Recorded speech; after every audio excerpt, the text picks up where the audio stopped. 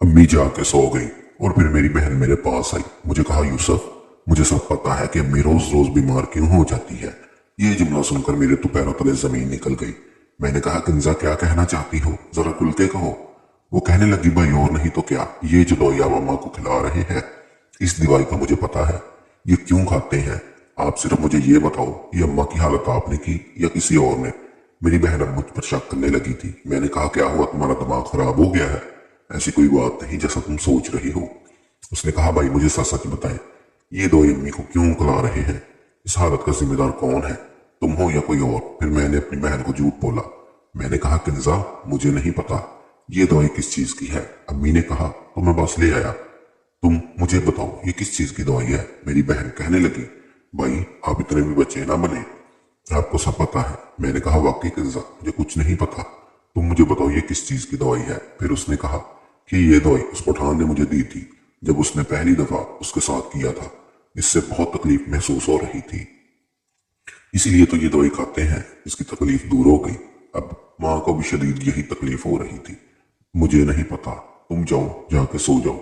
मेरी बहन कहने लगी, मैं फिलहाल तो जाके सो जाती हूँ। अगर अम्मा की तबीयत के आप ही जिम्मेदार हो तो फिर आपके साथ अच्छा नहीं होगा, यह आपने सोच लेना है। मैंने कहा, किंजा, तुम्हारा दिमाग तो ठीक है, मैं अपनी माँ के साथ ऐसा करूंगा, तुम सोच भी कैसे सकती हो? उसने कहा, अपनी बहन के साथ तो कर लिया, उस दिन बाकी माँ के साथ नहीं कर सकते? तुम कर सकते हो, बस ये ध्यान करना कि मुझे पता न लगे। अगर मुझे पता चल गया कि तुम अम्मा के साथ ऐसा करते हो तो फिर जो तुम कराची सेटल होने के ख्वाब बन रहे हैं उनको भूल ही जाना, मैं सब कुछ तोड़ दूंगी। मैंने कहा, किंजा, क्या मतलब, खुल के जरा बोलो, मैं अपनी बहन के दिल की बात जानना चाहता था कि वो किस हद तक जा सकती है। उसने कहा, भाई आपके लिए अच्छा यही है कि आप अम्मी से दूर रहें। आप अम्मी अब्बू से दूर तो ले आएंगे, लेकिन आप अम्मी से दूर रहें। अगर आप अम्मी के नजदीक गए तो मैं फिर सबको बता दूंगी कि आपने अम्मी के साथ क्या किया है। और फिर जो दावेदार बने घूम रहे हैं ना अब वो केस जमीनों के, वो आपके ख्वाब तोड़ने में 1 मिनट नहीं लगेगा। मुझे इसकी बात तो ठीक थी, अगर ये बात हमारे माशरे में पता चल जाती तो मुझे तो जमीन तो क्या, कुछ और ही मिलता जिसका मैं तसव्वुर भी नहीं कर सकता। अब मेरी बहन ने मुझे डराया था। अब मैं अपनी बहन के बारे में सोच रहा था कि उसको किस तरह टकाने लगाऊं, क्योंकि उसने मुझे बहुत खुली धमकी दी थी और एक न एक दिन मैं उसके हाथ तो लगने ही वाला था।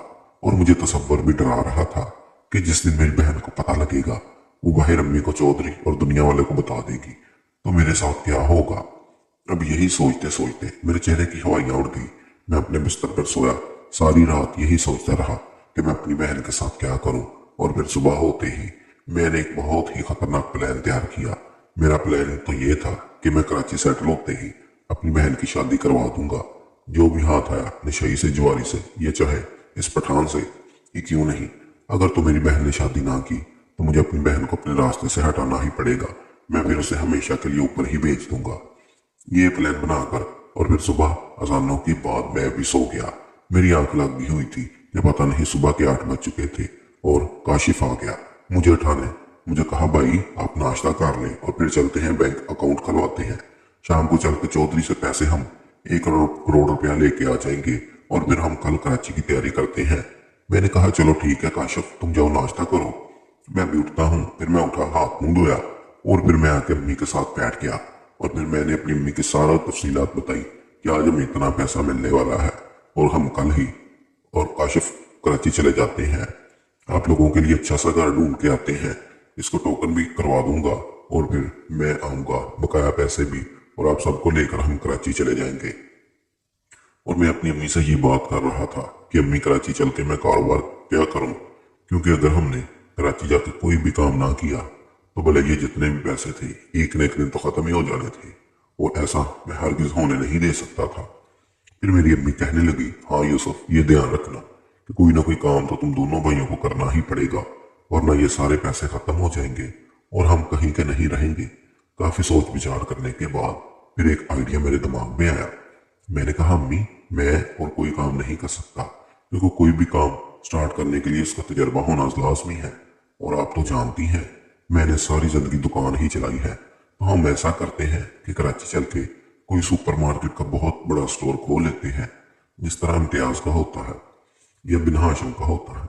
हम वहां पे बहुत सारे लोग रख लेंगे और इसको हैंडल मैं ही करूंगा वो बहुत अच्छा कारोबार है और उसका तजुर्बा भी है मेरे पास, मैं काशिफ को भी अपने साथ सेट कर लूंगा। फिर अम्मी कहने लगी कि सुपर स्टोर खोलने में कितना खर्च आएगा यूसुफ? मैंने कहा अम्मी, सुपर स्टोर खोलने के लिए तो जितना पैसा भी हो कम है, लेकिन ये है कि 4 से 5 करोड़ रुपया खर्च होगा और हम एक अच्छा सा सुपर स्टोर खोलेंगे। मेरी अम्मी कहने लगी, क्या तू 5 करोड़ की एक परचून की दुकान खोलेगा? मैंने कहा अम्मी, वो परचून की दुकान नहीं होती, वो एक स्टोर होता है। जब वो चलना स्टार्ट होगा तो हम इतने पैसे तो 1 साल में ही निकाल लेंगे। फिर मेरी अम्मी कहने लगी, चलो यूसुफ, जो भी तुम्हारा दिल करे तुम वो काम कर लो, लेकिन नुकसान मत करना। मैंने कहा अम्मी, आप बेफिक्र हो जाए, बस मैं यही काम करूंगा। और फिर अम्मी ने कहा, अपने छोटे भाई से भी मशवरा कर लो क्योंकि उसका भी तो हिस्सा बनता है। मैंने कहा ठीक है अम्मी। फिर मैंने अपने छोटे भाई काशिफ को बुलाया और मैंने अपना ये आइडिया उसके साथ शेयर किया। वो भी कहने लगा, हाँ हाँ भाई, ये बहुत अच्छा कारोबार है। कराची में इस काम की बहुत डिमांड है। जहाँ जहाँ पर भी सुपर स्टोर बने हुए हैं वहां पे तो रहायशी खत्म नहीं होता। बिलाखिर पैसे आने से पहले ही हमने सोच लिया कि इस पैसे से क्या करना है। फिर मैंने अपनी आज अपना बैंक अकाउंट कराना है ताकि शाम को चौधरी से मैं 1 करोड़ रुपया लेके आऊंगा तो हम इस बैंक में जमा करवा देंगे। मेरी अम्मी कहने लगी कि चलो ठीक है, नाश्ता कर लो। फिर हम सब ने मिलकर नाश्ता किया और फिर मैं बाइक निकाल के बाहर आ गया। हमारे गांव से शहर थोड़ा सा ही दूर था। हम दोनों भाई गए शहर, वहां पे हमने बैंक अकाउंट खुलवाया और फिर उनको बताया कि हमारे पास इतने पैसे आने वाले हैं, वो हम इसमें जमा कराएंगे। फिर उस बैंक के मैनेजर ने हम दोनों भाइयों की बहुत खिदमत की, चाय भी पिलाई और जैसे ही पैसों के बारे में बताया कि मेरे 5 6 7 करोड़ रुपए आने वाले हैं। बैंक में बैठी हुई रिसेप्शन पे एक लड़की मुझे बहुत गौर से देख रही थी और वो मुझे आंखों से इशारे भी कर रही थी, यानी कि वो ग्रीन सिग्नल दे रही थी। शायद ये मेरे पैसों का असर था। फिर मैंने दिल में सोचा कि ये भी लाइन पे आ रही है तो क्यों नहीं इसको भी लेके आया जाए। फिर मैं आ गया, इस लड़की से मालूमात लेने लगा। मैंने कहा, मैडम आप इस बैंक में क्या काम करती हैं? उस लड़की का नाम रुखसाना था। उसने मुझे बताया कि वो जो बैंक से गाड़ियां लेते हैं ना लोन पे, वो गाड़ियां वही देती है। फिर मैंने उससे कहा कि मुझे गाड़ी भी चाहिए होगी। जाहिर है अगर मैं कराची में 4 5 करोड़ का सुपर स्टोर बना सकता हूँ तो मुझे गाड़ी तो लाजमी चाहिए होगी। फिर वो लड़की मुझे गाड़ी का प्लान समझाने लगी कि सर फलां गाड़ी पे इतना डाउन पेमेंट है, इतनी महाना किश्त है और फिर बहुत सारी गाड़ियां देखने के बाद मैंने कहा चले ठीक है रुखसाना जी, आप अपना नंबर मुझे दे दें। उसने मुझे अपना नंबर दिया और मैंने उसे अपना नंबर दिया। मैंने कहा कि मैं आपको बताता हूँ, मेरे पास पैसे आने में भी टाइम है, मैं कराची जा रहा हूँ कल प्रॉपर्टी लेने और फिर मैं वापसी पे आपसे मिलता हूँ। पर वो लड़की कहने लगी, यूसुफ साहब मुझे जरूर मिलिएगा। फिर मैंने दिल में सोचा कि तुम फिक्र मत करो, तुम्हारी भी मैं जरूर ही लूंगा, क्योंकि वो लड़की थी बहुत ही खूबसूरत, उसका वजूद भी बहुत खूबसूरत था। और फिर मैं वापस उसी मैनेजर के पास आ गया। उसने कहा, यूसुफ साहब मुबारक हो, आपका अकाउंट ओपन हो चुका है, बस आप पेमेंट इसमें जमा करवा दीजिएगा। मैंने कहा चले ठीक है, शाम तक पेमेंट आएगी तो मैं आज शाम आपकी पेमेंट जमा करवा दूंगा। वो कहने लगा ठीक है। और फिर हम दोनों भाई बैंक से बाहर निकल आए। तब तक दोपहर भी हो गई थी। फिर मेरा छोटा भाई कहने लगा, भाई घर कुछ खाने का सामान ले लेते हैं और फिर घर चलते हैं, आज बहुत थक गए हैं। मैंने कहा चलो ठीक है काशिफ, फिलहाल घर चलते हैं, थोड़ा सा रेस्ट करते हैं, शाम को 5 बजे चौधरी के पास जाएंगे और वो पैसे ले आएंगे। मेरा भाई कहने लगा चलो ठीक है भाई। हमने घर का कुछ जरूरी सामान लिया और फिर हम घर भी पहुंच गए। घर आके मैंने अम्मी को सारी तफसीलात बताई कि बैंक में क्या क्या हुआ। बस अकाउंट खुल गया है, बस अब पैसे की देर है। फिर मेरी अम्मी मेरे भाई काशिफ को कहने लगी, काशिफ जो भी कराची में तुम घर ढूंढ रहे हो वो कैसा है, अपने दोस्त को बोलो जरा हमें तस्वीरें तो भेजे। मोबाइल पे मेरे भाई ने अपने दोस्त को फोन किया और उससे घर की तमाम तफसीलात पूछी। वो घर तकरीबन 1.5 करोड़ रुपए का था। वो घर 240 गज का 2 मंजिला घर था। तस्वीरें देख के हमने सारे ही शक हो गए क्योंकि वो घर महल नुमा था, अंदर से टाइलें चमक रही थी, उसका कलर भी न्यू हुआ हुआ था। हम गांव के रहने वाले लोग इतने आलीशान महल में रहने के लिए तैयार थे। सब कह रहे थे, मेरी बहनें भी मेरी अम्मी को यही कह रही थी, यूसुफ घर बहुत अच्छा है, जाके तुम थोड़े से पैसे कम करवा के ये डन कर लो। फिर मैंने कहा चलो ठीक है काशिफ, तो उन्हीं दोस्तों को बोल दो कि हम कल यहाँ से रवाना होंगे, परसों हम आ जाएंगे, ये घर किसी को सेल ना करे, ये हम ही खरीदेंगे। फिर मेरा भाई अपने दोस्त को कहने लगा, ये घर हमारे लिए रोक के रखो 2 3 दिन। और फिर बातों ही बातों में शाम के 5:30 भी बज गए। फिर मैंने कहा काशिफ चलो चौधरी साहब के पास चलते हैं, फिर हम दोनों भाई चौधरी के डेरे पर पहुंच गए। डेरे पर गए तो चौधरी वहां पे मौजूद नहीं था। उसका वही मुलाजिम मेरे लिए पानी लाया और कहा बैठ जाओ, चौधरी बस आने ही वाला है। और फिर हम दोनों भाई बैठ के चौधरी का इंतजार करने लगे। 15-20 मिनट के बाद चौधरी भी आ गया और उसने एक बैग हाथों में लिया हुआ था। बैग को देखकर मैं समझ गया कि इसमें पैसे ही होंगे।